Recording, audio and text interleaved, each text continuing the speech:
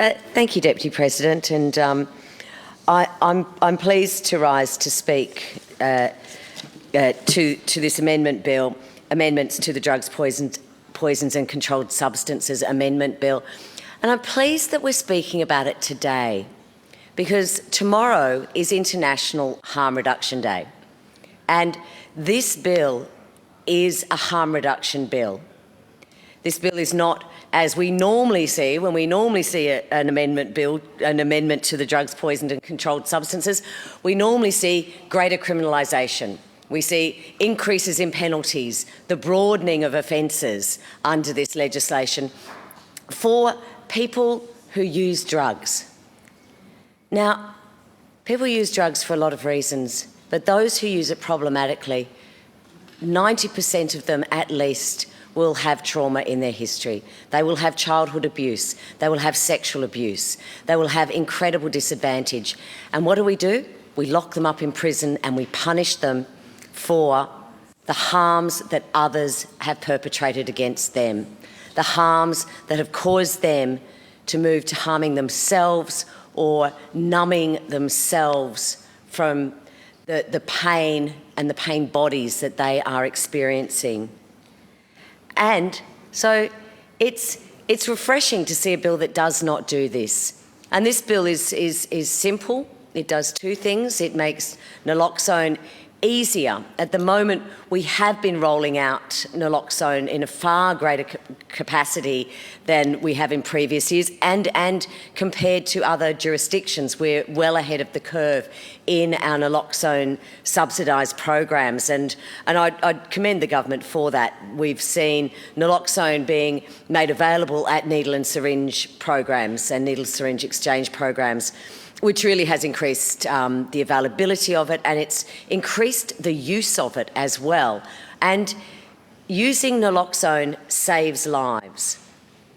You know, we know that when someone overdoses, the statistics show us that 60% of people who overdose are with someone else. They're not alone. So if everyone had some naloxone, if all people who use opioids had naloxone, we could save a lot of lives. And there are a lot of lives to be saved because just even in 2018, we had 540 people died of an opioid overdose. 540. That's greater than the road toll, significantly larger than the road toll.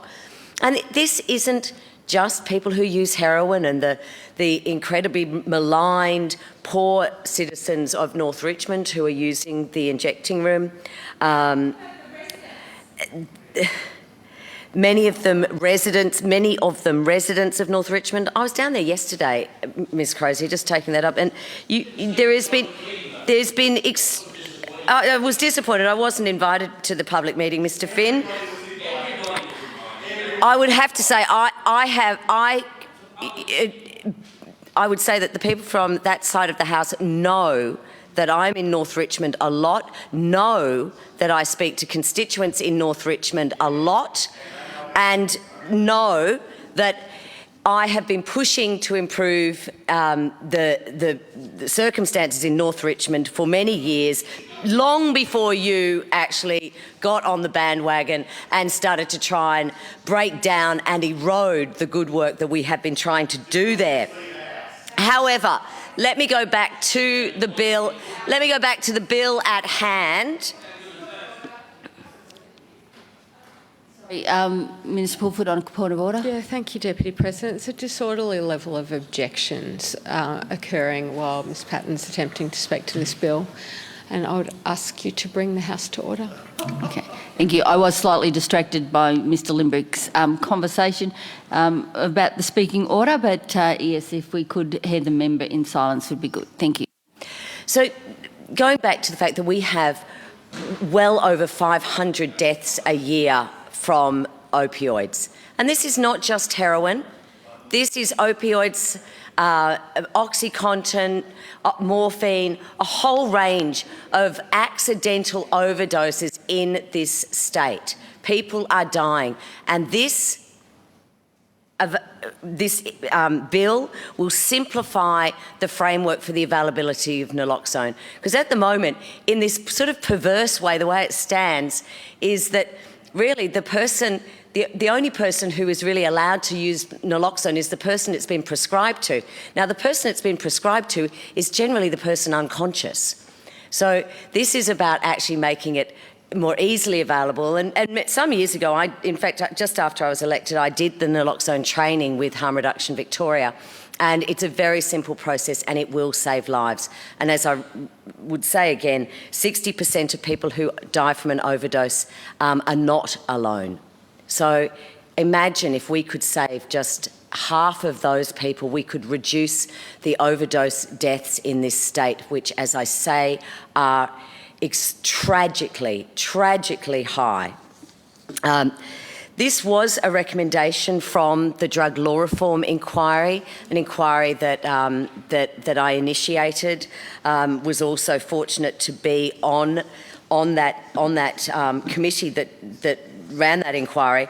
I would hope that we've now got 50. There's 50 recommendations that were made by that inquiry. And in that report, and this is one of them, so one down, about 48 to go. But I certainly think this is in the right direction, that we start recognising that addiction is a health issue.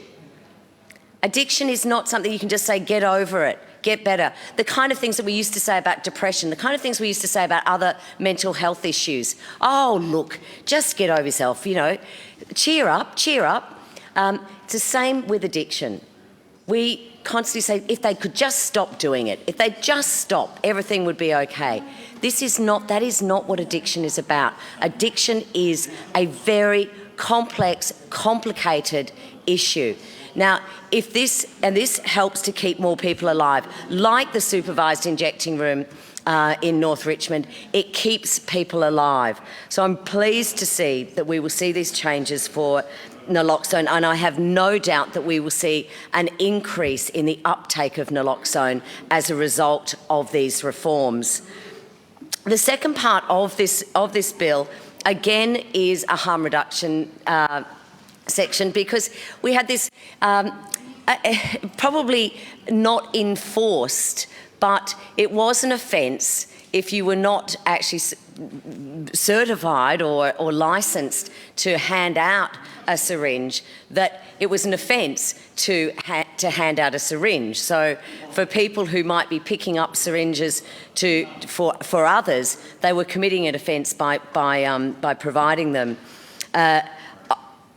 And this bill finally and happily fixes that anomaly in this, because we know that Australia actually led the world in our harm reduction approaches.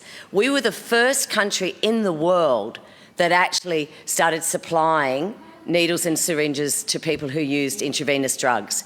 And guess what? We did not get the rampage, the ravages of HIV into our drug-using population as we saw in other jurisdictions, as we saw it from the US to Russia, where their highest levels of HIV were actually in their drug-using communities. Australia didn't see that. Australia was forward-thinking and bipartisan. And we had the Health Minister and the Shadow Health Minister stand on the steps at Federal Parliament in unison to say we had to take a different approach, and it had to be about peer education, and it had to be about harm reduction. And that was the beginning of our harm reduction principles that this bill goes to. And so in fixing these anomalies, we are further doing this because we know that not only HIV, but things like hepatitis C. Now, hepatitis C is not only life-threatening and will eventually kill the person, but it's also, from an economic perspective, incredibly expensive when someone gets hep C, because they will go on to get liver cancer, they will go on to have liver damage, and we will go on to support them. So the more we can do in preventing bloodborne viruses like hepatitis C, like HIV, the better it is for our population. And I think it also, to me, sends that important message that we actually care for our citizens, that we care for all citizens, not just the ones who are like us, but we care for the citizens who are disadvantaged. We care for the citizens with mental health issues. We care for the citizens who are misusing drugs. And both of these also go towards one of the biggest problems for people who use drugs in seeking assistance, and that is stigma. The stigma of being a drug user, the stigma of having an addiction. It's not something people want to talk to their GP about. It's not something that people speak publicly about. And we stigmatise them. And we hear it very often in this very chamber, stigmatising, denigrating people who use drugs. This enables some of those people to not have to go into a chemist and pick up needles. It means that, yes, they can continue to get them from peers. We can continue to ensure that if someone is going to inject drugs in Victoria, they will do it with safety. They will do it minimising their risks of bloodborne viruses. I think we can go a lot further. We know that the biggest danger to drug use is the criminalisation of drug use. We know that the biggest harm to someone who uses drugs is the laws that prohibit the use of drugs. That is what kills more people. So I hope that this is part of a journey that we are going to take, and I hope it's not a long journey, but I hope it's a path that we are going to go on towards greater drug law reform, to treating drug users and treating drug use as the health issue that it is, and not the criminal one that we insist on perpetrating. Because we know the majority of people who are in our jails use drugs or used drugs in the months leading up to them going to jail. So what do we do? Instead of, and the one point I agree with Ms Crozier on this is we do need more treatment. We do need more rehabilitation. We have a three-pillar approach to harm reduction, and that is harm minimisation, prevention, and harm reduction, law enforcement and prevention. Treatment should be the fourth pillar. Throughout Europe, it's a four-pillared approach. Now, Australia led the way, I grant you, but we can't stand on our laurels, and we no longer are leading the way. Other countries are doing things like decriminalising the use of drugs, decriminalising the possession of small amounts of drugs. Look at Portugal. In fact, Portugal, their overdose rates are nothing.